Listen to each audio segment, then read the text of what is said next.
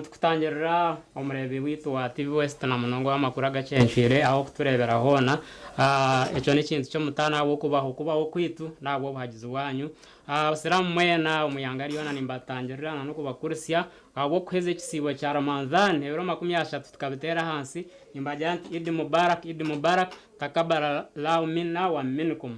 Amakuru agerizoba orugakusia woni Abdulkarim Ssengendo na mugenzi wanje Nagudi Fatimah. Assalamu alaikum wa rahmatullahi wa barakatuh. Alaikum salam wa rahmatullahi wa barakatuh. Mukuru w'abemezi b'abasiramu mu division ya Kakoba yayoreko kwatwaho wo butabanguko bwo mu maka obweyongire. Imam Elias Idris Matovu ogambe ibintu byabaye bembire okusara kwa Eid al-Fitr amuzikite gwa masigide Nur Kakoba okwahiko henku yanja y'abasiramu. Omukusara ahamuzigiti gwa masigidi Nur Kakoba kwa yebemberwa mukuru wo muzigiti oguru kwebembera emizigiti ndiji 14 omu division ya Kakoba kandi ogu yajumirira emihendano yo maka ekanyero obwirobo. Tulina challenge nene nnyo ku nsonga z'obufumbo.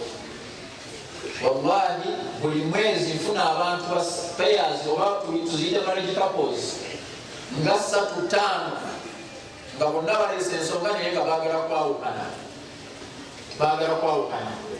Naye tubadde tukubira abakyala omulanga abali eyo abawulira nga batya okugenda eri abantu be batategeera mujje erifa abakulembeze mutwebuuzeeko tusobole okuttaanya ensonga eno tulabe bwe tusobola okuyita mu mbeera eyo. Okusara oku kwahikwaho abasiramu bingi kandi abwo obwingi bwabo abamwe basarira heru. Alhamdulillahi rabbil alamin.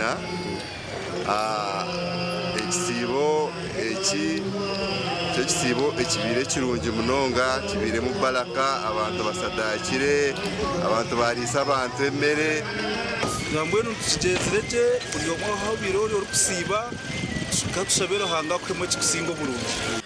Nyongere dobozi nti twongero okwagala amasomero gaffe naddala ag'obusiramu lwakubanga omwana bwakulanga ayina eddiini yeggwanga eryeyagaza mu maaso omwana afuna ku nsonyi. Imamu w'omuzigiti ogu yayihanangiriza abashubuzi abateganisibwe ekiragiro ekibafurire ari kugira ngo ahibaraze hona nibakusitungirayo omugisha. Obwesigwa ffenna tubusa mu Katonda nti mazima ddala yagaba riziki ffenna yatulabira is the sustainer yagenda okubeera ng'atulabirira paka ng'atujje mu nsi muno tukakase nti mazima ddala ekyo kyatulondedde kyekisingayo obulungi. Omugandi omukusara Eid al-Fitr ahamuzigiti gwa Masjid Salm rw'obuyenje omuri Mbarara City North Division abasiramu bashabwa okwetwaza kurungi nk'oku babiye bari omu bwire bw'ekisiibo. Allahu Akbar. Okushaba oku kwahebwayo omugambirizwa Imam ahabwa Mbarara City Imam Adam Abbas owakurira okusara oku. Gana bangabe bitibwa mbakutira nga nange seeyo munyweze ekigambo swala. Muri wano nkimanyi musaarako ku Idi era Imam okuddamu okubalaba Idi ejja abamu mbadde musaarako mu kisiibo kati kekiwedde mugenze kubivaako bane muswaza. Abbas yajumirira ekikorwa kya gavumenti okwiha abashubuzi omu tawuni batine ahiba batebekanisize okukora. Etawuni ndungi entunguka ndungi netungukiro mu nshaho yawe omuntu atine mukantu ogweriyere tokazira ngo yaje kutunguka so ntubahumuriza shasha hamwe nimwe ejizaka eyitwarundana abantu aba tukumanya mu byare mu nteraba imamo muranga mu baronde mu bahereza zaka eze sente zitwarundana eza zaka. Omukusara ogu habaho n'okushoroza $6,000,000 okuboneza omuzigiti gw'ekyanga eki. Omukuru aha ayizoberi gwagulyo gwabombeka na sima munonga abasiramu baha abokunda enzu ya Ruhanga. Muzigiti gwitu gwa Rubiyenze Masigidi Salam so abantu bagize okuteza sente mukujya kwa insha Allah. Nde Michael Tumwachire na Ram Edwin abakushakira makuraga. Okwetorola ensi yonna abikiriza erizoba bajaguza ekiro kya Eid ekikuhendera ekisiibo. Omulimba City amuzigiti gwa Abubakar okusala kwakolerwa aha ishomero lya Global SS.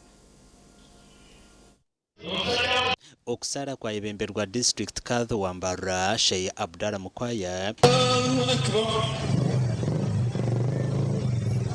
Abasilamu mwena bariyo ubere muri abantu barungi ubere muri abihorere mugambaje ni muri yaje ni mutamburaje yaburi mu mutakakomaho mugume n'entungukeje y'amagara eyo moyo kandi mutakayebwa entunguka eya emibiri entunguka eyebyombeko entunguka eyekazanyu Ramadhani netwegesa bingi anshonga yo kubinga abarukuguriza hanguto basha ba government kurondera abashubuzi ababinjirwa hubaraze kandi twikirize impinduka nkora aberoho kandi tushabe mukama kandi nshaba na government nayo erebe mu kace abantu aba bahindura ibintu byabo ebarondura umwanya bato umwanya umurungi babone gukora kuba n'abanyayuganda twine cyo kukikora no urabe ntwenda entunguka ntwenda ubuyonjo ntwenda konka haruho kugira ngo ubuno witu tumutehi hari abase koraki ubonera isharari barundana miliyoni 5 okwera ahakombe ko muzigito gwa Abubakar ale duweso keri haji wa fatwa de miliyoni amin ay Allah subhanahu wa ta'ala kundizewe miliyoni ye mirundi miliyoni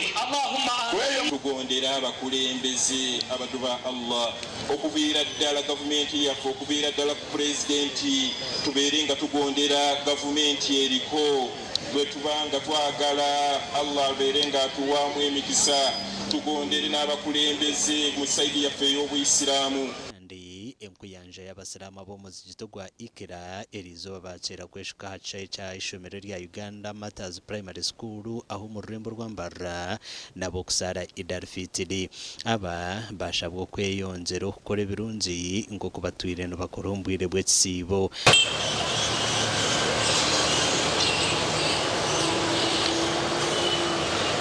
tubasa kusibara ekisibe ki tukakimaraho mu businge kama tiro businge burungi kandi abasilamu basibereje batunje byo kwateganisa twagira abantu binja batuka ubuyambi wo mu kusiburuka tubetwine batahibito mu kurugo mutake mulyango ugenda okuyingirwamu abo bokaboka basiba ala wahibabu rayyan ugenda kuyingira mu mulyango gwa rayyan mujana jannatul adn eyawo kurutara Allah mugameti udkhulu bisalamin eberesoni tewerekereza ko birungi weka yagaliza ko nabalala imma fi dunya wa imma fil akhirah sibo tukirabire muje munonga kandi nanewe tubentworo mu kisibo ni mpamya yo nagumza mutukorebe birungi biriya ebikutwihamuramwa tubirigeho kandi kisibo nacyo sibire twebaza mukama okureba ngo eshahezi tukire ayizoberi eryamani kandi buryome eryabire arindiriire Karachi yagambira abasilamu ngo baheze kisibo berinditama obwangane okweyendeza kandi barwanise n'ubworo ahabwa TV West and area Saratu gusa na Senyumo Gideon aha muziti ogwa mayiri 2 abasilamu bashaba kwentantara ebikorwa by'obuzahambuki n'entara okushaba oku kwakora Sheikh Maldi Kaluma okuruga ashitebe kikuru cy'obusilamu bwa butabuliki omulika nakasera yawhina tuzhirun okusara kw'abatabrich kwakorerwa mu zigito gwa mayiri 2 y'ishomero ry'abe rya Madrasa Nusrat Islamic Primary School kandi kwayebemerwa Sheikh Maldi Kaluma orukuruga kitebe kikuru cy'obusilamu bwa batabrich muri nakasero Kampala Allahu akbar onakulo kusanyuka no kujaganya qala Allah yagamba qul abantu bagambe qul bi fadlillah uraitu Allah chaba wadde fabidhalika falyafrahu ejo Allah chaba wadde musanyuke huwa khayrun mimma yajma'un okusanyuka tuli munaku lwa Eid lunaku lwa kusanyuka beera alabirwako abasiraamu bonna tosemberera obwenzi. Njogera ku mukazi, njogera ku musajja, njogera ku muwala omuto, njogera ku musajja omukulu, njogera ku muvubuka, temusemberera obwenzi.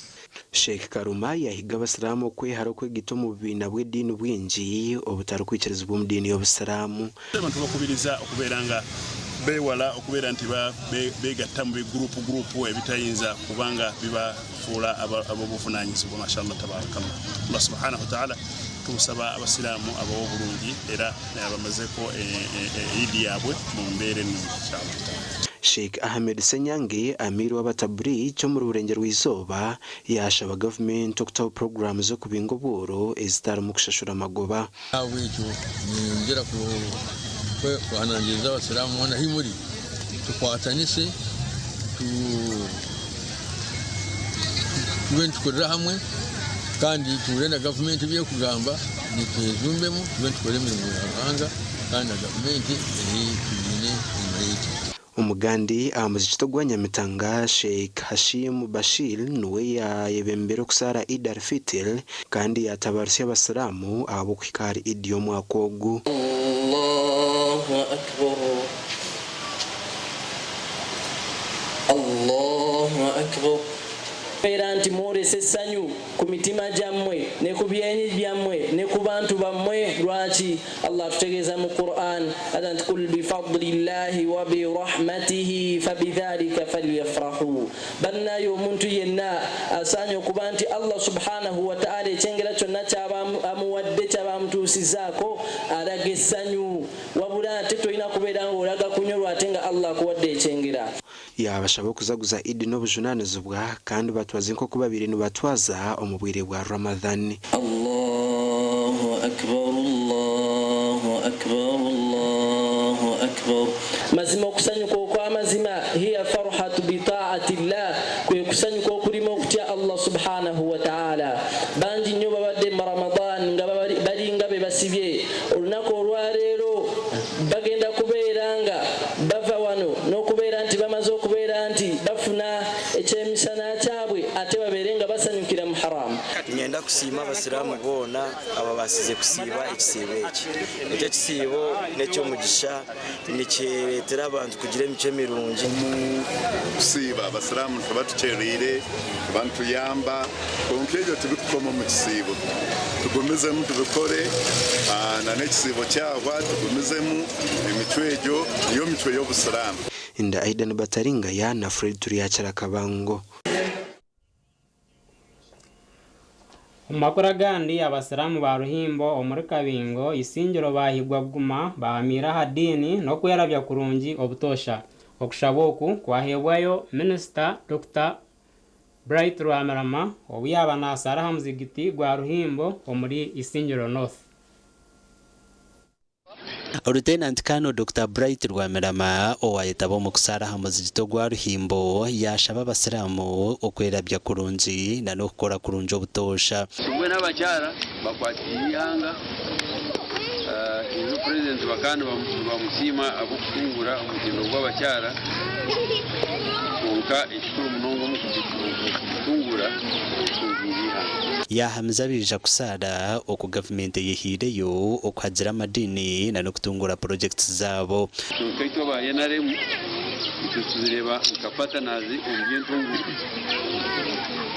ahari ubusiramu ahishuma ahari ubusiramu ahirwara igitetunguka sumwe na oyo wa government okayinguru okayigurisha mu y'abasiramu no wagoma sabira tawenu baganda bafe abali mu nseze gweru badwa Allah sabira Allah sasa baganda bafawali mu nseze ya Iran ya Rabbul Alamin abali mu nseze ya Iran Allah tusaba obatusasire ya Rabbul Alamin ay Allah tusaba abali gwana fa basiramu abali mu nseze ya Iran obatusasirire ebigambo okwana kwa bya Allah bakuwangula ya Rabbul Alamin. Kusyabasiramu ngamba nti okusinziira nga bwe twabadde mu mwezi gwa Ramadan nga tukola byonna ebisingira ddala okubeera ebirungi ebisanyusa Allah ng'era bisanyusa n'ensi nga bisanyusa n'emitima gy'abannaffe. Mbadde nsaba omutima ogwo tubeere nagwo okusinza Allah tukubeerezeemu. umugandi abasiramu bashabwo konzera amani omukushomesa abana na no gukorana amani okongera hantasi y'amaka gabo byagambirwa omukusara Eid al-Fitr aha muzigito gwa Kamwenge main omuru district ya Kamwenge. Allahu akbar. Kwira kumbasa kuisha endeka teka yamurembesa entambura yamurembesa umumbera yona wallahi buriweno lyo musiramu Allah subhanahu wa ta'ala akubase kukimanya icyo cyo kwanza ekyagabi akubase kukisima. Omuzigiti ogwo twatandika omwaka oguwedde kati guwezezza omwaka guno nga tuguzimba, so tukyalina obudde bungi okuba nti tugukolako, okuguggala, okuguplastinga, okukuba langi. Abahika omu kusaara okwo batugambira okubatambwiza ekisiibo kyabo. Twaheza kusaara alhamdulillah omu district ya Kamwenge abasiramu boona tushemereirwe twebaza boona biza kusaara uliye mutureta tumusiba ko hansima Allah basa kuturabye mukundira obusingi olunaku olw'erizoba niwo kwijuka kugira ngo tushimire kuba tujukana n'abanywanyi baitu n'abagenzi baitu n'abanesiza zona kugira ngo twakwataniza hamwe tunatandika omuntu omu twakora enkulakulana y'icweka. Torera sayina murumuna wanjye salamu, torera Mauredi salamu, torera Juma salamu kuko nabanywanyazi owitu n'inganuko. Amakuru agagasha kwa Ali Waswa, Felix Nduhura na Anthony Twine. Umurebe witu ntongera kusima habo guma ha TV West torikora amakuru gita gacenshwire twantukushabo twikirize tumureho kace tuzomuka humura nsagaruka n'amakuru agane.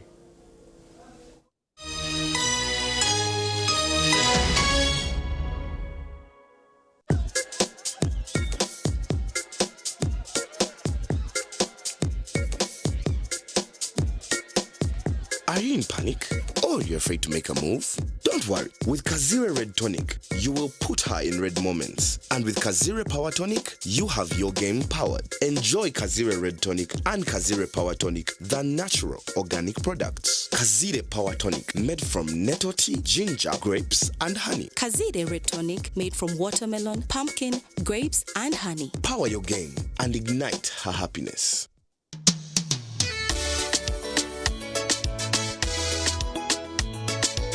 Manager, ogito wagito.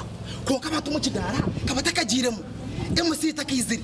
DJ achumna na wiring ebyoma. Tugumisize shanki ibiri. Bantu mareka turgo muzano tugume twatesha. Twagamba shamushanju zibe shamushanju. Tikizana ngu okushara cake ni shamushanju. Nizeze nyine. Byo ni shara cake tukaza kunyumbo. Na wapenzi yona nesente konga tanyuire mbogo. Nikushechere nikuteganisa wenda nigende mbogo yoka. Nembogoka naba mulungi ayibambe nekorera ayimukama wanje okagaruka meshara zanje otwiro inecyetengo cyo kushoma bunasi obuzarisa Ivrin Health Training Institute Mbarara City ishomere rikushomesa bunasi obuzarisa arurengo rwa certificate diploma in nursing and midwifery niza kwera ishomereri nirishangwa kachika omuri cyamugoranyi ari Mbarara Community Hospital ija uyetungira obukugu okwandika beje basya kure ni kugenda omumisha hishomero okumenya birakiraho tera noti mushanju munana mushanju 50 abrinina nkaga ugambe na principal. Ivrin Health Training Institute Mbarara City, improving community health. At Fins Medical University, we offer online postgraduate diploma in medical education, Bachelor of Medicine and Bachelor of Surgery (MBCHB), Bachelor of Pharmacy, Bachelor of Medical Laboratory Technology, among others, Diploma in Clinical Medicine and Community Health, Diploma in Medical Laboratory Technology, among others, and certificate programs. Fins Medical University, a chartered medical university in East Africa and is located in Fort Portal. Apply now for the March or July-August intakes. Visit our offices or apply online on our website or contact us for details. Fins Medical University, saving lives, our passion. Aza mwana bategerize ubundi ko kamwe amazumo rya hano bari bategeriza mu mbagano mangwe shazakire wansuko mu motoka riyo nenyusi yo wija kunywa mucyara unam utatinda ndenda ngubije abakuroze hakunandanywa uriye cyatuma naguma hano ejo kamufondorira kahurire Kamwana tera chairman wembaga akongeza yo nako kishahemu ito twe tuyo tuno diplomat akatwe kanusira hanga waje tukanyiha ambi mucyara n'abagine diplomat ebindi byayenda bireje bigende n'abagine n'intere ekorwa ba diplomat habo America Limited ekoze ko mu mugusha entangawuzi inanasi ukochi ihamigwa ba UNPS ebyo kwemeka byongera koroba kankwanjurire ankore Crazy Limited abara kubumbira byo kwembekesa nkamategura amatafari n'ibindi bingi kandi ryo mutindo gwahigu nkamangalore tiles Portuguese tiles na flat top agemigongo rero bakwinira amatafari ga buri muringo nka fire bricks max pans interlocking bricks otebwe partitioning blocks obumori buro bwabuzire bwena babwine nka Z Vent Torino Venezia na Sisa bakwinira na Pompeii Malta double Pompeii mwena bombeche na ba engineers na contractors mwena ankole Crazy baborobezaho byona barabibumbira muri mbarara omwibumbe rishugeine barakoza technology rispiria echo nabyombecyesi cyangale nka bendera ya Uganda bashangali mayiro 8 mbarara kabale road esimu noti mushanje 2 ananina 15 chenda na mukaga ankole Crazy Limited tugende twombeke Hayes recruitment experts jobs abroad kandi nitumanyisa abantu mwena muri tukinda abantu bingi abashije n'abakazi abojo nabishiki emyaka 21 okwisari 25 okwera Chenyonyi Dubai emirimo nka customer service airport security aviation stewards check-in agents landing ground guides na aircraft cleaners. Hayes recruitment niyo company esingira zindi zono mu Africa okuhereza emirimo ey'obujunanizibwa omwaka oguterize okwehandikisa n'okwabusha free registration amataji gitu gona esimu not mushanju ina not emwe 2 3 4 5 mukaga ninga not mushanju ina itano. In this sacred month of Ramadan, we reflect, we pray, we give, and we rest. As you observe Suhoor and stand in Tarawih, may your nights be filled with Sakina, your du'as be accepted, and your heart overflow with shukr. Let resting on rose foam mattresses be part of your journey so you wake up refreshed, ready for another blessed day of ibadah and kindness. Ramadan Karim from Rose Farm, a world of beautiful dreams. Ekiro kikureki yetungire Altar Wine ya St.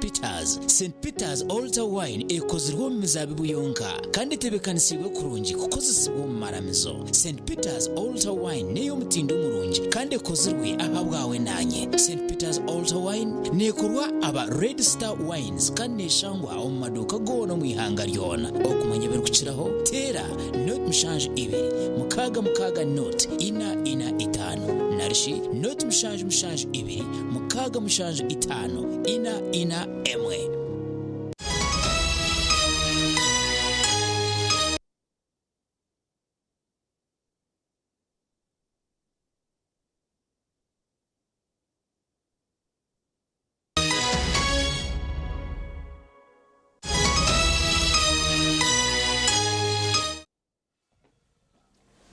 Mukurikeyo omukahumuro omurebe witwa TV West omakora ganda geshweka cha kabiri abana barukutura hanguto ninga shibete street kids aruguto rwambarira izoba nabo baje guzekiro cha Eid al-Fitr n'ekihoro cyo mutano okuruga ombanyambabazi aba street kids nabagirangu bashobangirirwa makagabo abambara site kanso bakagashenya omukikwekweto cyo kubinga abashuzi abayano bakorera ahanguto.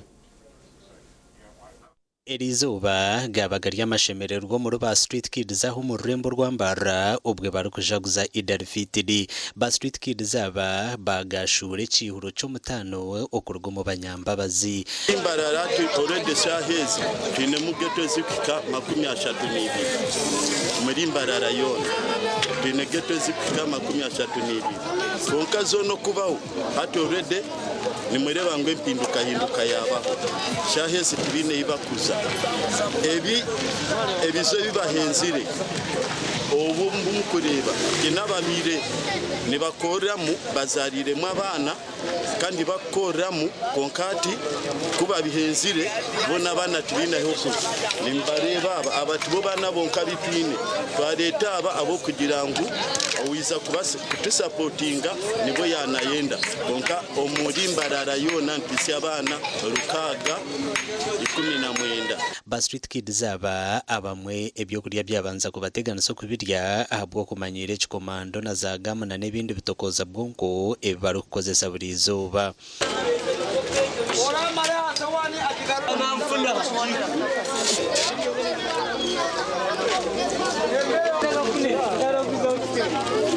omubana abarukutura hanguto harumuna n'abana babishi kandi mbere ibarukutura mutenunji kwa kweyongera akakura twino mwanya gwabo kandi gwabeshi abakura kandi hariho orabakurira no mucyara ni bamweta ashiyati ati kandi abariwe yamutwara abozo nabo bine aba bana batababico bundi tukashanga abozo babakoseza myaka abana takabaza kumukozesa bina abandi babisha abo barabali nabo takabaza kumukozesa kabasipare abanyambabazi abayahayo kwijuka bakateyambaba n'abashubuzi ba motoka aba Roma Motozi aho murimbara amayibo twasaramo kubaha idi abo kubitwe 20 kwatagana na buri yomu wene n'aba bana utwe ba streets naho ni batukwata ho munonga abo kuba ine kiba kutuyamba ubundi ntuba turyaho bijomo batoratora mu kasasiro bakoraki so nabo twasaramu kokora kikubagarurizaho ibiba kuba ni batukorera ko gutakusiba na yasi batayine cyara musirire na ibi yakatayine icararye twashara mutoje mukabatebe kanise ka camushana nuko karabika kace kaca kutuna tubirumusha woyika sharing n'abana batarumwasa nobu abanyambabazi barukutikamo amani okuyamba ba street kids aba abo bushoboruzo mu rurembo rwambara tibine mwanya gono kubarkwasa kurebereramo abana aba nubwo abamwe bine ntaranta ahabwa TV West in the area Sertugusa enkuyajeri izoba bayirundanira amuziti gwa Kabarole Main Mosque omurembo rwa Fort Poto obwe bari kuhendera ekisibo cyabo katulere biri kukiraho okusara oku kwayetagwa mabebembezi batari bamwe na bamwe omu district ya Kabarole. Allahu akbar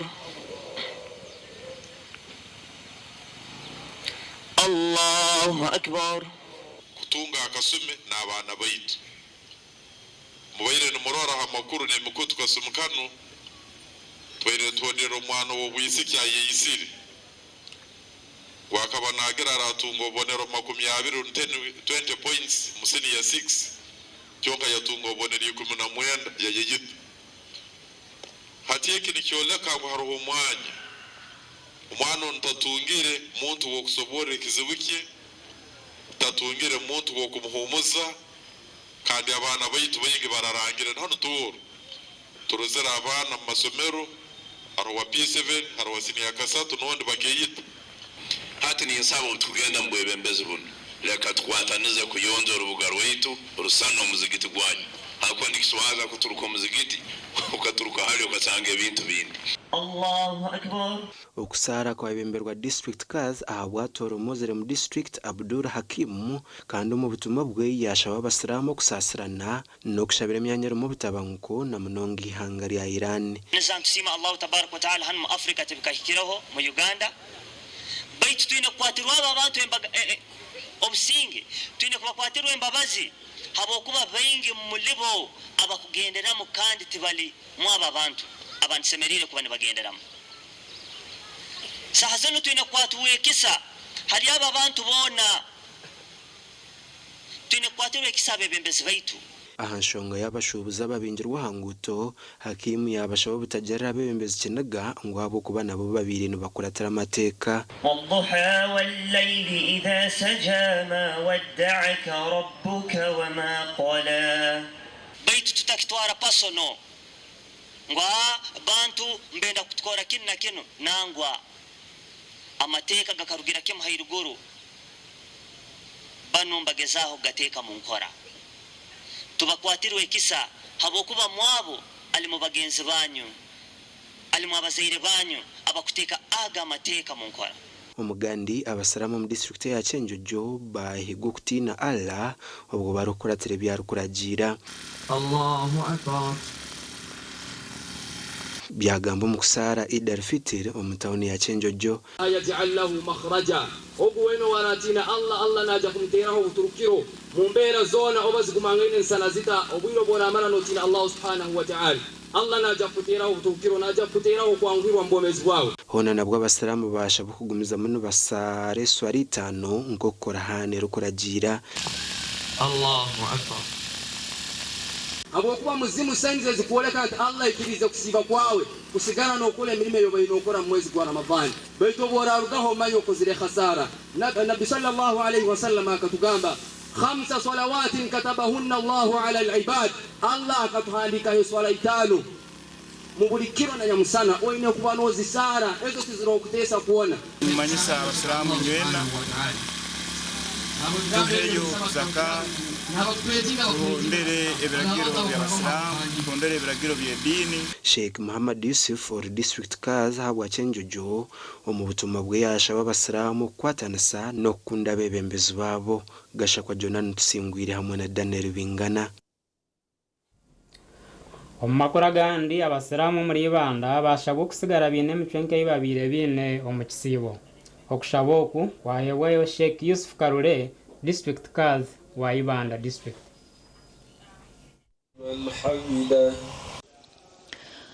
aha muzigiti mukuru gw'obusiramu muri Ibanda okusara idi kwa yebemurwa Sheikh Yusuf Karure district kaz wa Ibanda Bismillahirrahmanirrahim bemwabi yayebembeza no kusima abasiramu amazire kisibo barikwetwaza kurungi kandi yabashabo kugumizaho mutakagarukayo kandi mukeshisha nko mutuku yakuheza kozya kandi akandi ko mwitaka abirwa Allah subhanahu wa ta'ala tushimirwe nebyo ebiri halal tutakashimirwa nebyo ebiri haram mutakayozya kwagaruka mukateko mucucu nahabwe ico nimba terera ko kutubire ntwera byo mwezi gwa Ramadhani tugumene mico yitu mirungi tugumene tereza abatakwe basa tumala bulungi abambarwaddemu abalati barwaddemu naye nga Allah yabageze abamuti batuseeko era tusiima Allah atusobosezza okutuukako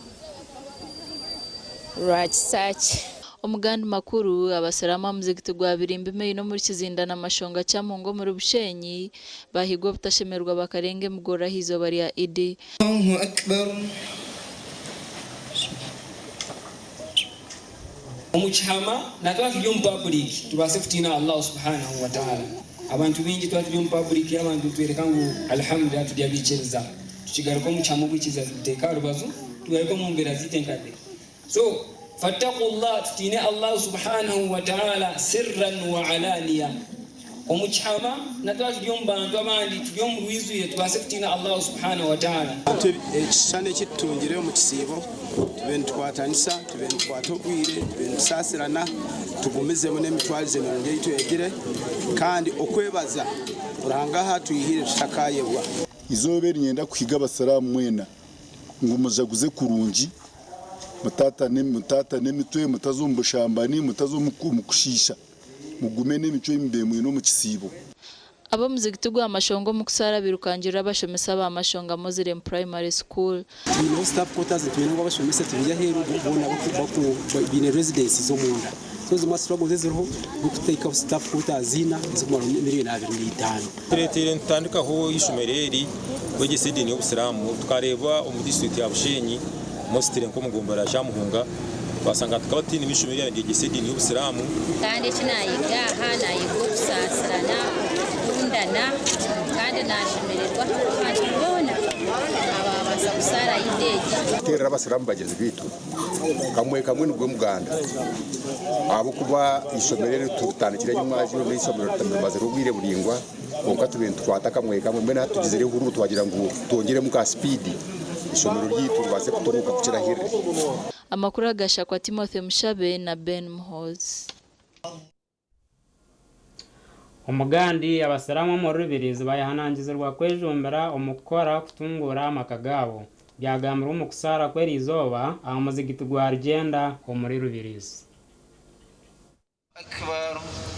omukujaguza Idar Fitri erizoba hamuzito gwa Rugenda omu district ya Rubirizi enkuyanja bakwetabamo kandi bashabwa kuba abakozi no kurwanisa ubworo bajya kukuba mali y'abatu nitugenda kuba kimali ng'abasiramu nambe nene tekola gwewe muza abana bomolina abalenzi abatano bameka balina bizinesi nga bakola abasiramu abasinga obungi fena tudde mu tuuti tulerangalo niyo abasiramu tuteekeddwa okukola okubanza nimbasima mwebale kusiiba kandi tusaba Ruhanga ikirize ekisiibo kyaitu atuhemu ebirungi munsi n'ebirungi obutuba tufiire kandi tugumizeemu n'engeso zitubeere twine mu kisiibo kituwolekye mutima gwaitu ngu kusiiba gwaitu Ruhanga aize okukwikiriza kandi ka ofisi ya MP niza kuwatagana na Supreme Muslim Council hamwe n'abanywanyi banje abandi twizo mu mizigiti abakyala n'eminyeto tubegesa skill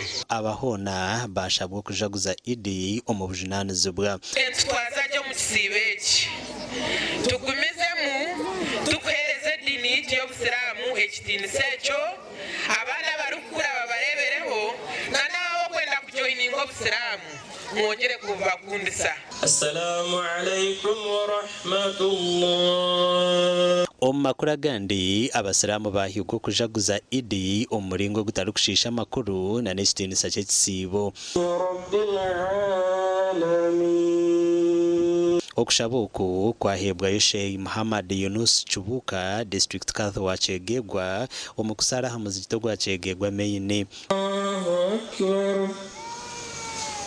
ogu yabanza no kushobora amakuru g'ekisiibo omwezi guno kakuba no guhikamu okasiba imana no hisabu bagusiba no bwikiriza kutatera mu bukumpanya bona Allah subhanahu wa ta'ala na kusimuraho amazambi gawo ebyona biwasisira Allah subhanahu wa ta'ala na biyaho kandi omwezi guno gwamani muno ali omusiramu twakajya mwaka gumo nka district ya Kyegegwa y'obusiramu kandi district yenu nerubata kusigikira hamani gani edini nekura hakwe hayo edini nekuzibwa abantu bayo edini tine busagike bukurwa mu government edini tine busagike bukurwa mu bantu aba Sheikh Muhammad Yunus Chubuka yahiga abasiramu okujaguza Idi mu bujunanizibwa sigari ntujagura mu makaga yitu mu kujaguza kwetu niko kujya embere yaitu tukasigara tutendereza Allah subhanahu wa ta'ala kujaguza kwetu kuma familia yaitu hatari kugenda mu bara kugenda mu bidongo kugenda kufungira yebe waire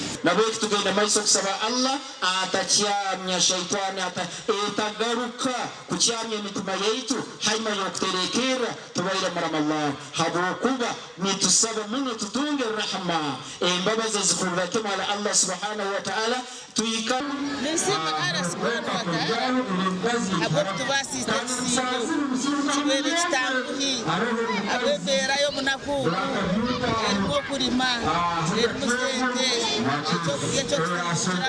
Kyegegwa district omwaka gumwe etungire district y'obusiramu kandi obusiramu bweyongere kutunguka na nokugira amano mu district egi amakuru agagasha kwa Onesmus ndiya nabo na Philip Murangira Murebi wito twikirize twaza kuzaho mu kahumuro kake tuzagaruka n'amakuru agandi agarukiraho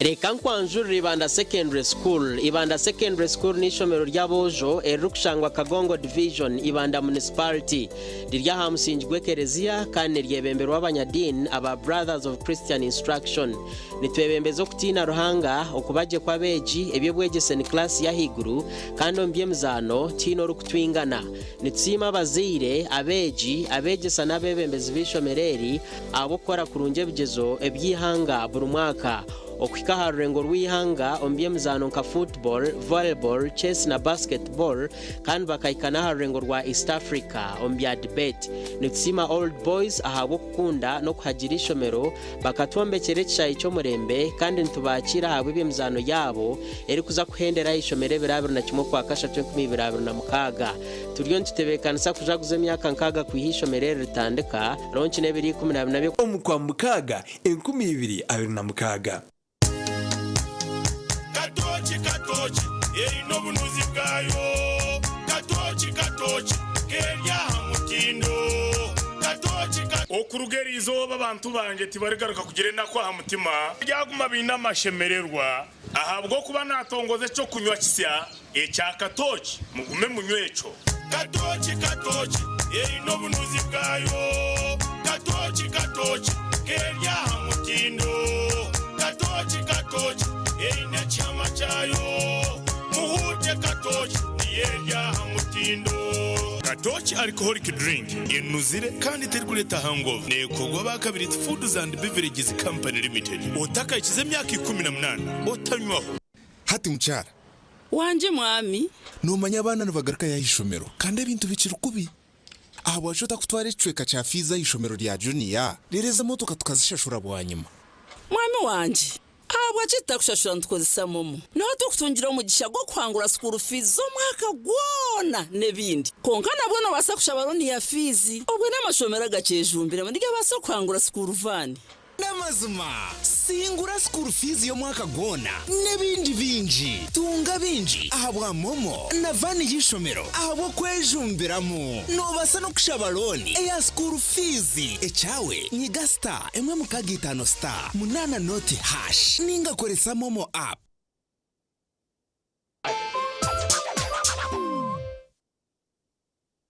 noyendebero byanyense birungi ahabwa umwana wawe Kinon High School ero kushangwa haruguto rwambara kabare nico kigarukwa mu cyawe bino bwegeso bumutindo bine ona A level omashomaga arts na sciences enshomesa yabo netebana na curriculum mwensya programs zabo nizitebekanisa beji okwika kurunje buzo no kurengaho bakaba basinguzi ombyamagara agabwa nyuma ye class Kinon High School bine ibiciro ry'ibitabo library ejiro bwenje obwo kubuture byo kucondoza abeji okoshomera habwa bonka laboratory eri kwera abeji okanga hange bisya nebyoga abashomesa batendekirweje kandi behireyo ahabwo businguzi bwa beji okwandika beji nikugenda omisho Kinon High School neshangwa Rwampara aharugutonye gendwa orwambara rakabare hihi na Rwampara District Headquarters esimu note mushajiro tibiri kinana nemwe cyenda nishatu 13 Cooking all that makes food sweet tastes so good like mama's kiss sweet tamasana yeah stir gold is the oil you cooking oil for a tasty meal to live a healthy happy life stir gold refined fortified blended pure vegetable cooking oil second best to a mother's love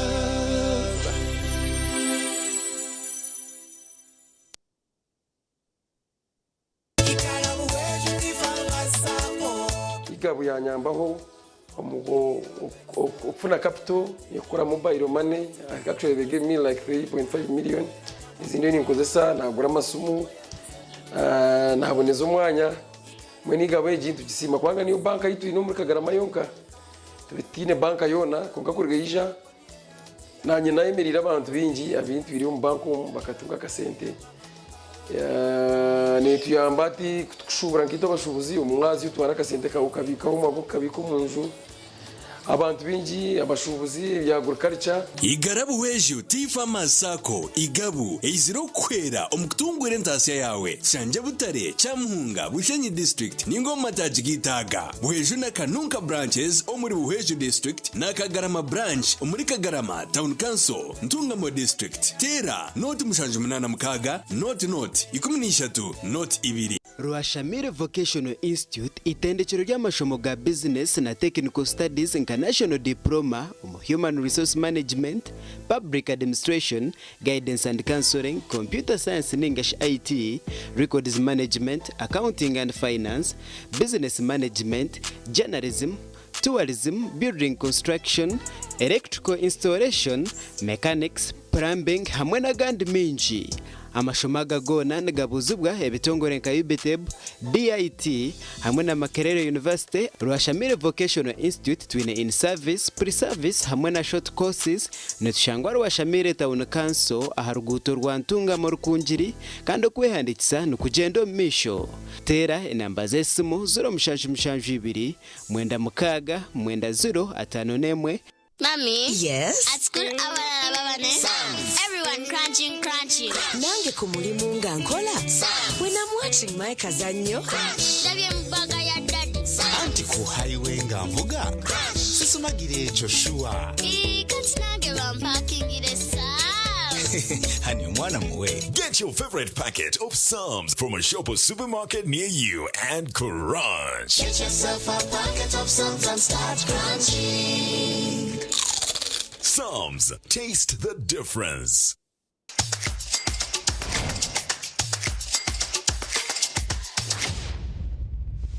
Mama, only don't tell.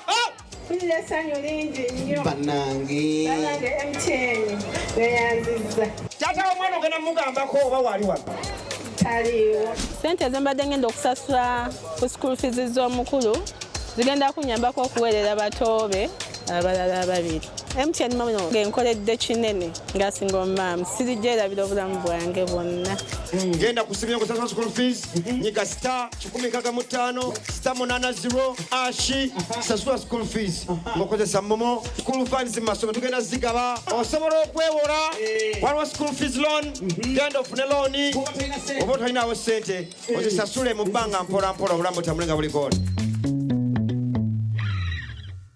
mwami waza kurugaho yejekeho hona mazima nyewe nkabanda reba umusuru gwanje kugurukusha agarahanga taro cintatiro umusuru gw'ebicorogo buri kirisa cyona nkitiremo murana kabumwe abazenyo nabo mukasheshe konka reba umusuru gwa murano rebo gwanje nkakugambira ngo mukakapere nandoga konka wayanga hatu wachireba hata bichoni byo bikuteze nduru no yabanta amenmo yabawe bichori mukakapere mushanje nakosije musa cha crop champion taro umuhinjo migandom arukweza atakosije musa cha crop champion umuhinji wen kosije musa cha crop champion abashubuza mucanje a Joseph Farm Supplies a Kings Plaza omishoga Coppers Complex eduka namba G1 Jimuset ni shango maduka gona omwihanga crop champion the farmer's best choice. Some things don't arrive. They've always been. You see, every day that I wake up, I am more than what you see. Not for a day, for all of time. We don't merely gaze outward. We birth new worlds. Until quietly, something shifts. We are the ones we've been waiting for. Seeing. Find your tribe. Recognizing. Speak each other's name in praise. Becoming. Every time I made a leap of faith, I jumped afraid. Moving from someday to now. Women are not honored in time. They are woven through it. Shaping every story, every voice, every breath. The privilege of a lifetime is being who you are. We are because she is. And because tomorrow they will be. There's a new way to keep your breath fresh all day. Introducing Movit All Day Toothpaste, meant to give you powerful night gum defense and teeth whitening. The charcoal flavor gives you deep cleansing and power stain removal. And the herbal delivers natural strength for healthy, confident smiles. Choose Movit All Day Toothpaste and enjoy freshness all day.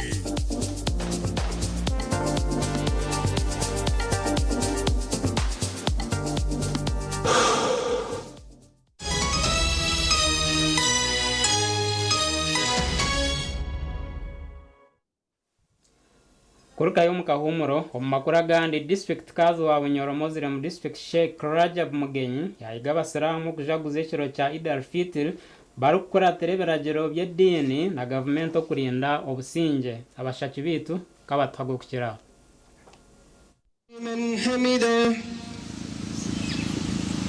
Nyamwingi w'abasiramu omurembo rwa Hoima bakera kwishika kishayi kya Boma okusara Eid al-Fitr.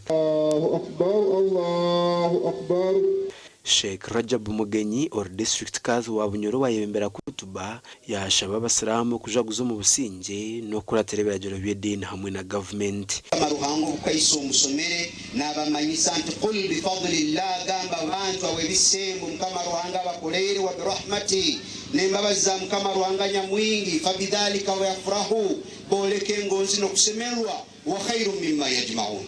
Mwebale koma president Yoweri Kaguta Museveni kandi hati nkwenda kubamanyisa nti politics zikabwa tugaruke mu nkurakurana tugaruke mu kwombeka ihanga tugaruke mu kusere sente tugaruke no kujumbira programs za government oguya ibisyo kushomesa abana b'ebyedini n'eby'amashomo g'ebyobwegese bwa government. Patrick Singoma uri mu ishingiro wa Hoima East yashaba abasilamu gukora ibintu byentunguka kutubanira ati abasilamu kuba batiri basira mbongo ndabati twena tunapenda maisha turamya kurungu kandi ntukore ebyo bikombeka ekicoka ketu twako migira mu bibi ndi kugarura enyuma tukona twena ejo kintu akireka abasilamu mbongo abaje kibekiye ejo twena kulomo bona kietwalire. Omugandi Sheikh Musa Baruku or district kazi wa Kasese yashaba abasilamu butajaguze kirenga bakahendera abanywire n'amarwa ekintu cy'edini y'obusiramu etarukwikereza yabagamba muzigito musya omurakasanga Nyamwamba division Kasese municipality. Mbati tusanyuke mukulya n'okunywa n'emwebyo Katonda byatukiriza tetugenda mu kusanyuka nga tugenze mu kunywa omwenge tugenze mu kwenda tugenze mu disco aho tujja kuba tuwonoonye ekisibo kyaffe era Allah subhanahu wa ta'ala wetuli esaawa eno Allah subhanahu wa ta'ala amaze otusonyiwa. We were able during the 30 days of fasting to avoid evil, to avoid sin. So this means we can as well change in our entire life. For the rest of the year, we can still become good practicing Muslims. Okusaro kwa habembezi batari bamwe na bamwe. The Muslims for going through the Ramadan season, for putting all their all in praying, and also those that have given out sadaq, that is alms giving. I said thank you. Alhamdulillah bil alamin kasese tusibere kurungi tasiluka kurungi. The weather, as you can see, is very moderate. Nsaba abasiraamu fena tubeere bawombeefu olunaku luno olwa Idi ate ne tusabira n'abasiraamu bannaffe abali mu Irani abafudde abaana bonna abaafa bwe bulumi bwe tuyina ffe ng'abasiraamu b'e Kasese. Gasha kwa Ambrozi Nwagaba Katoto na Gilbert Muhangu. Twazaho mu district y'Essengero abasiraamu bashobora kugumiza mu n'emitwalize eyibabire bine omu kisiibo eki byagambirwa aha muzigiti gwa Kagati omuli Ssengero South.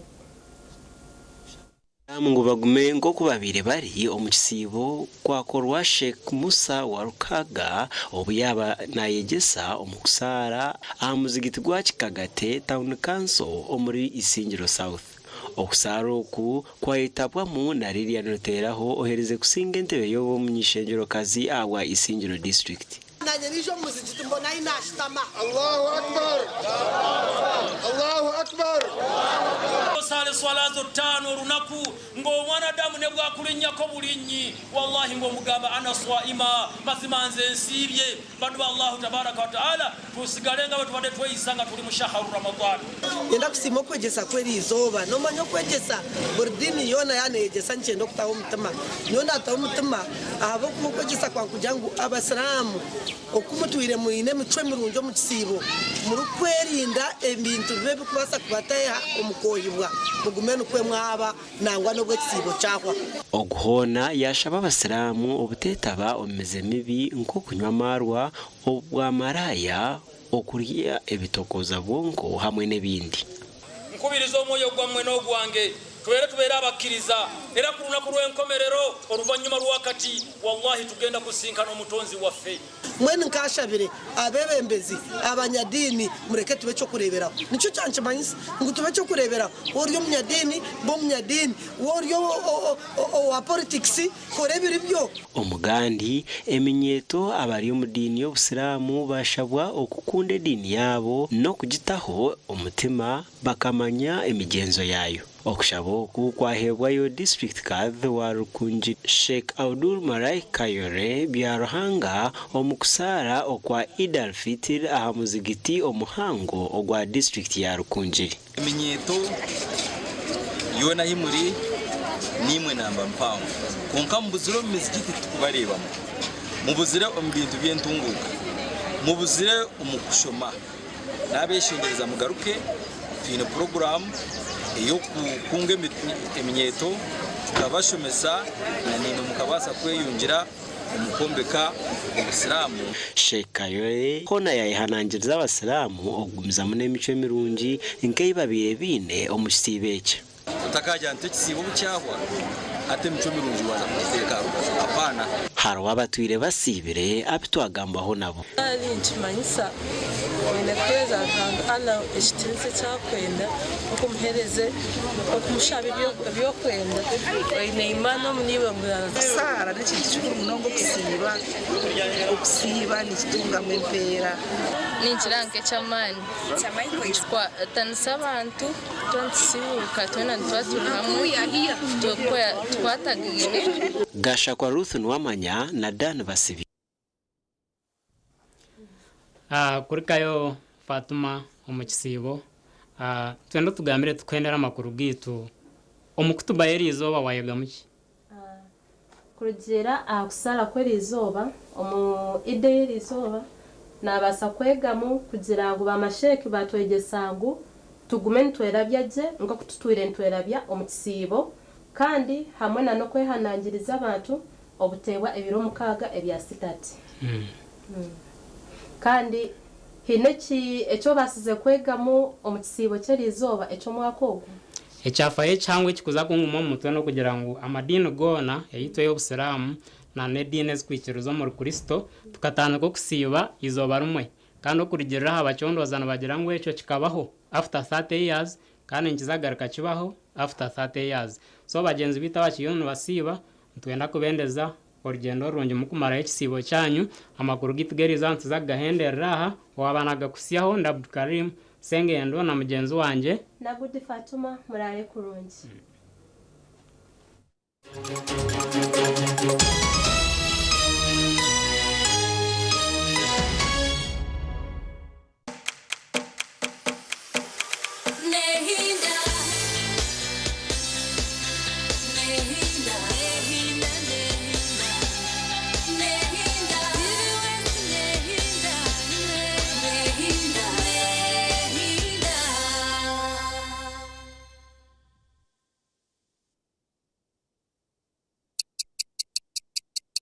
eshaha zabishatu z'ekiro na You can now get all the Chibuzi out with MTN voice bundles. Call all networks Kubi Dondoro.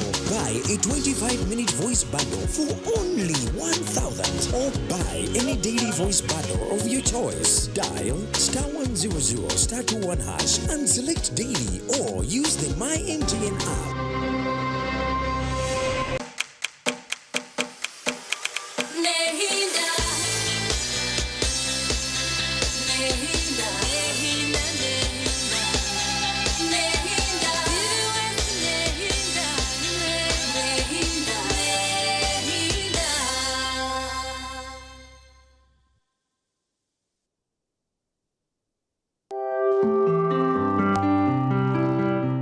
Ukumbereba ne kukibaho oyine mbogoka naba mulungi ayibambe nekorera ayimukama wanje okagaruka meshara zanje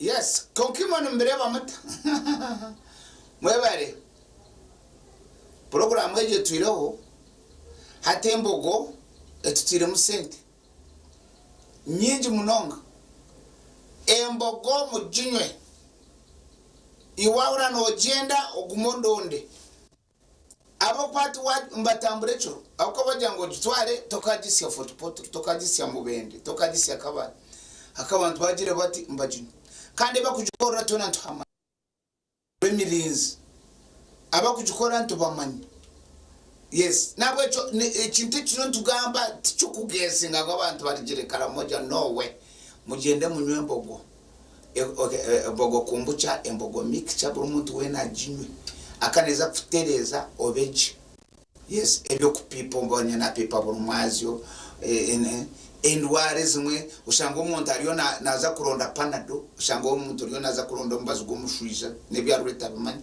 nyakabogo umukashesho myango naza kubyama naza kurenda yona mucyo bariyo batereza cities omwabire no mwakira city mukajakira no mutero mu ngaro barara batwa city fort batwa city. Yes, mwabana itwe abanyakaturiki mwashaba parish mube no mayango arebe kukigendera mwetage enzu ya faza mwetage motoka ya faza.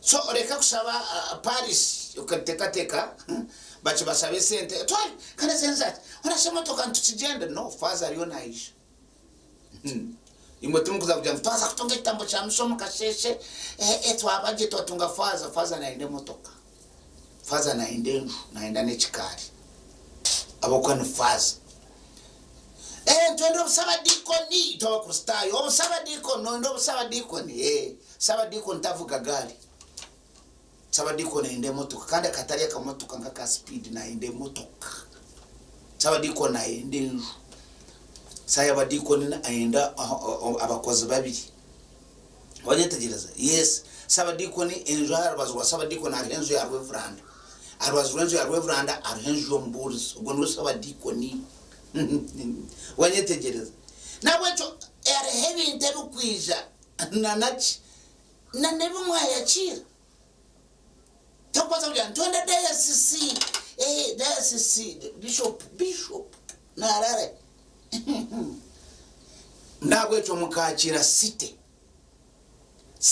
eine mitwarize yayo city trading center ngunoza kombe ko bujubu ryaho osanga umuntu ari mu city agozere paint ya yeranje ariyo nasigi batiri yensenene ngurubere wed. No, that's not city. Aho norugaho noza kambizi bisho kambizi noza kambizi mana yo nakeje ntawuna kanso tukusindike nyamyerambo ko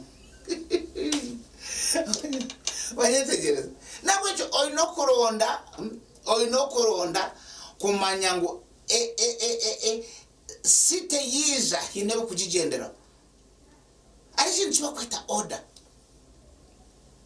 order nyabanda bakumpa nsombo ya MC nibachumana na mukama nyoko kumpereze sente zawe na mukama wembaga ni kwatirana nje kwa kuteko order yotogumana onyeta tsaso mugati ati abana nibisheto bo mukibona bagambe I can't accept yutokoza kuzoza ukaheza amuzindaro eshahi ibiri niza kuja please sha. So wampanyisa noteshikote kwa kugendera order akana wampanyise ngo kujenye ba umbutereza order ni yakutereza bintu when you go out whatever iso nkana bagambira in Dubai taharum or traffic taharum police abantu ruhanga kabaze kamacyo cha order center no take center asumu osanga kagara karyaho oteka ho center za otawe sumu yawe na kada yawe akagara kakomoroka okavuga organkambarara oza nkabaharwe okaparkinga station ugenda gukora ibyo akorezo ondizo na wakakora order. So please let's to abantu abo to supporting tugarizeta uno mbuteka tuna tugira obusingi oburhanga yatusigira obusingi oburengero kwetegeza ko mwana wo muntu mureke kutsisira obusingi nokora nkubareba iwe nabirewa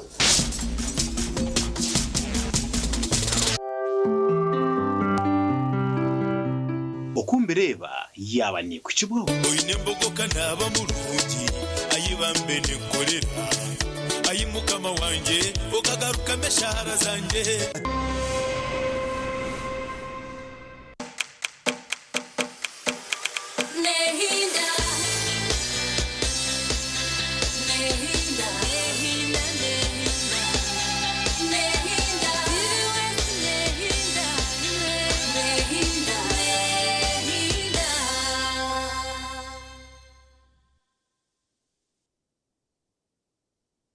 hati mchara wanje mwami numanya abana nabagaruka yahishomero kandi ibintu bicira kubi abo bashota kutwara icweka cha fiza yishomero rya junior rireza motoka tukazishashura bwanyuma mwami wanje abo acita kushashura ntukozisa momo naho tukutungira umugisha gwo kwangura school fees zo mwaka gwona nebindi konka nabwo basa kushabaroni ya fizi obwe n'amashomero agacejumbira muri basa kwangura school van n'amazima singura school fees y'omwaka gwona n'ebindi bingi tunga bingi ahabwa momo na vani y'ishomero ahabwo kwejumbiramu nobasa n'okushaba looni eya school fees ekyawe nyiga star 1 star 8 noti hash ninga koresa momo app.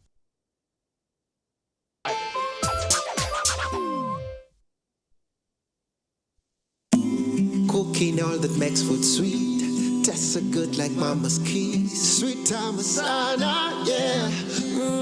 Stir gold is the oil you cooking oil for a tasty meal to live a healthy, happy life. Stir gold, refined, fortified, blended pure vegetable cooking oil, second best to a mother's love.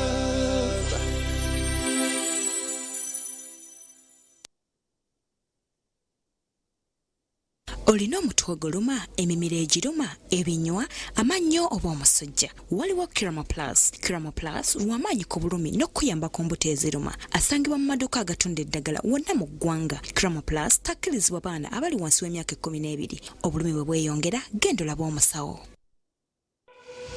Some things don't arrive. They've always been.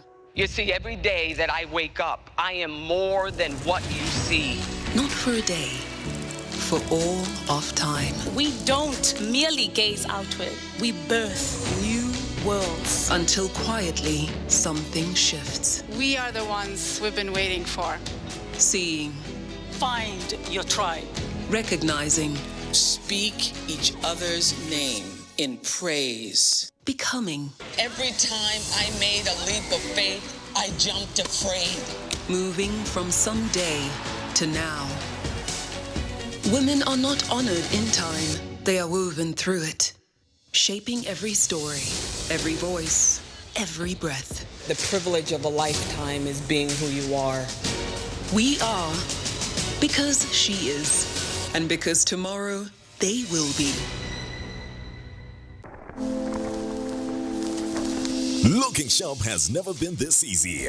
Welcome to Bright Suits. Be your own label. Located at La Grand Mall, High Street, Barara, Level 2, Shop number 5. Right in the same building with Equity Bank. At Bright Suits, we customize premium office wear for both men and women. Plus, wedding suits, graduation suits, Kawunda suits, and more. Whether you're dressing for business or your big day, we've got the perfect fit for you. Call us today on 0751 075 108 or 0777 081 196. Follow us on Instagram and TikTok at Bright Suits and check out Taylor at Omuwazizi on X, formerly Twitter.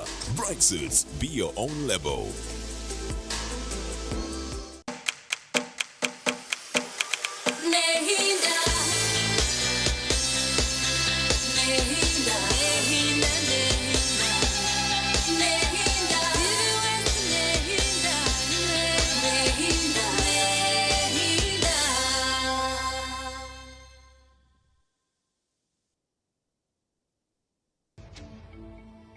From our studios here in Nairobi, this is Focus on Africa on BBC News. Our top stories. African countries feel the economic shockwaves of the US-Israel war with Iran, with rising fuel and food prices driving up inflation across the continent. If it prolongs, it is going to actually impact a whole spectrum of sectors in the continent. Meanwhile, tensions are rising in Somalia, with elite Turkish-trained forces deployed to Barawe in the southwest state amid a deepening federal dispute. Barawe, where government deployed airlifted soldiers to yesterday, which is the official capital of Southwest, I don't think there's any clash going to happen in there because the government already overtaken it. And also coming up in the program, Nigeria's military says it foiled a large-scale militant attack in the northeast of the country amid a rise in insurgent assaults. The criminals may be inside Maiduguri. It's very difficult for the Nigerian armed forces and the Nigerian government to completely scrutinize. As millions mark Eid al-Fitr with prayer and celebration, even as war and humanitarian crises overshadow the occasion in some regions. And the training that you have adopted or you have gone through during Ramadan should be part of you, should be permanent in you, and should give you a new life.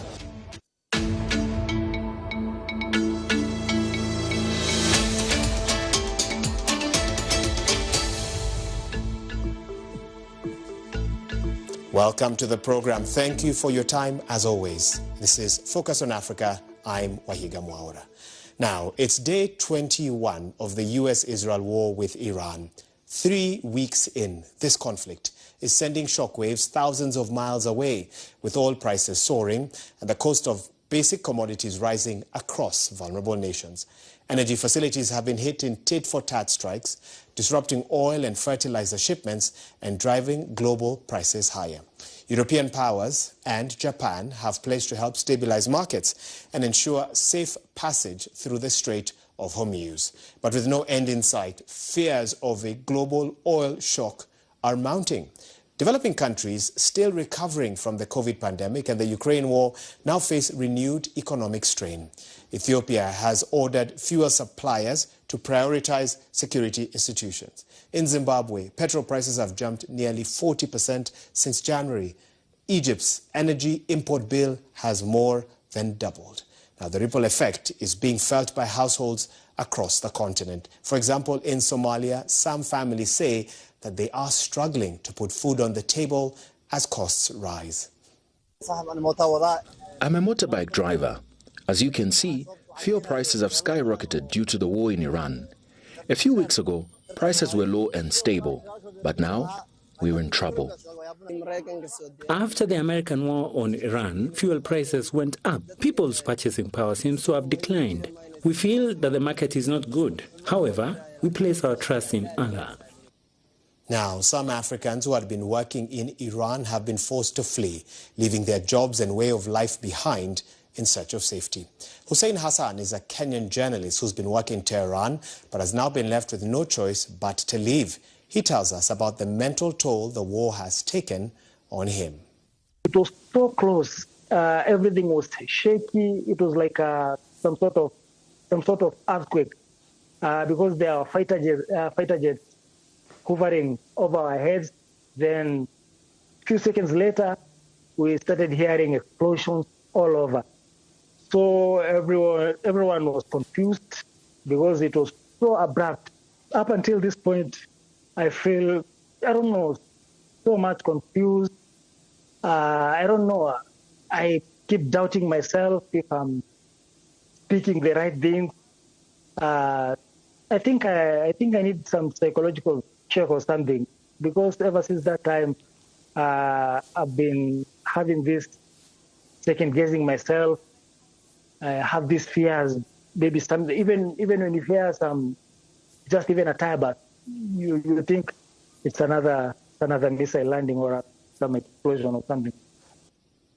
Indeed, as this war intensifies, governments across the African continent are watching the unfolding crisis with growing unease. Earlier, I spoke to Professor Geoffrey Mabea Aori, who's the CEO of the Regional Association of Energy Regulators for Eastern and Southern Africa under COMESA. I started by asking him for an assessment of the energy security situation on the continent at the moment. This is what he told me. As we speak now, the disruptions has affected most of the countries in Africa as we speak. And we are seeing a number of countries going through various supply shocks and prices going up in various countries, starting from a percentage of around 10% to as high as 25% across many countries in Africa. And so the energy security in total, what I can say is that there is a lot of shaky and a little bit of panic in some of the countries whereby there is no sufficient stockpiles in their countries, and especially now that we're not sure how far this war is about to go. How bad might it get if the conflict continues? If it prolongs, it is going to actually impact a whole, spectrum of sectors in the continent, right from the transport to the food industry and several others. And actually, we are seeing some of the countries right now, vehicles queuing. That tells you that even the little strategic stocks that were there are already being depleted, and the demand is really moving high, and that's why the prices are also moving quite high as we speak. In many African countries, taxes are a big proportion of the cost of fuel at the pump. Is it time for African governments to relook at this?